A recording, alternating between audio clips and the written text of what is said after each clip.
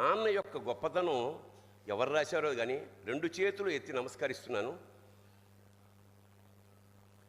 అది చాలామంది వాట్సాప్లో వచ్చి ఉంటుంది. రాని వాళ్ళకి ఈ సందర్భం చాలా గొప్పది, నిజంగా హృదయాన్ని ద్రవింపజేసేది, సత్యం కూడాను. నాన్న ఎందుకో వెనకబడ్డాడు, అది శీర్షిక. అమ్మ 9 నెలలు మోస్తే నాన్న 25 ఏళ్ళు. రెండూ సమానమే అయినా నాన్న ఎందుకో వెనకబడ్డాడు. ఇంట్లో జీతం తీసుకోకుండా అమ్మ, తన జీతం అంతా ఇంటికే ఖర్చు పెడుతూ నాన్న, ఇద్దరి శ్రమ సమానమే అయినా అమ్మ కంటే నాన్న ఎందుకో వెనకబడ్డాడు.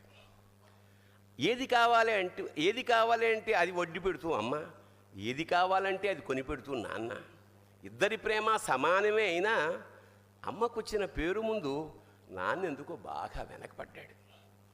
ఫోన్లోనూ అమ్మ పేరే, దెబ్బ తగిలినప్పుడు అమ్మ అని పిలవడే, అవసరం వచ్చినప్పుడు తప్ప మిగతా అప్పుడు గుర్తురానందుకు నాన్న ఎప్పుడైనా బాధపడ్డా ఏమో.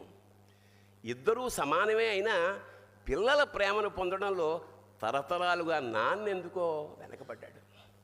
అమ్మకి మాకు బీరువా నిండా రంగురంగుల చీరలు బట్టలు, నాన్న బట్టలకు దండెం కూడా నిండదు. తనని తాను పట్టించుకోవడం రాని నాన్న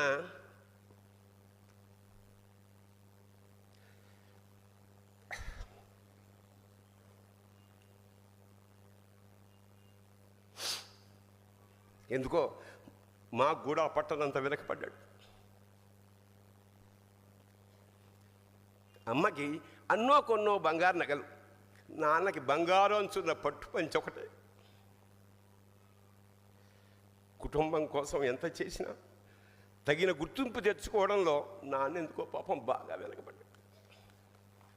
పిల్లల ఫీజులు ఖర్చులు ఉన్నాయి ఎప్పుడప్పుడు. ఈసారి పండక్కి చీర కొనొద్దంది అమ్మ.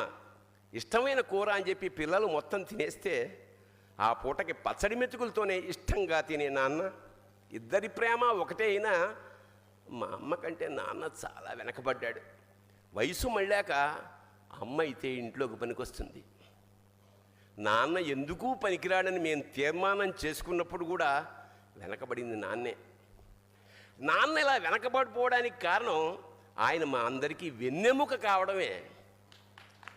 వెన్నెముక వెనక ఉండబట్టే కదా దన్నుగా నిలబడగలుగుతున్నాం. ఇదేనేమో నాన్న వెనకబడిపోవడానికి కారణం. శివోహం.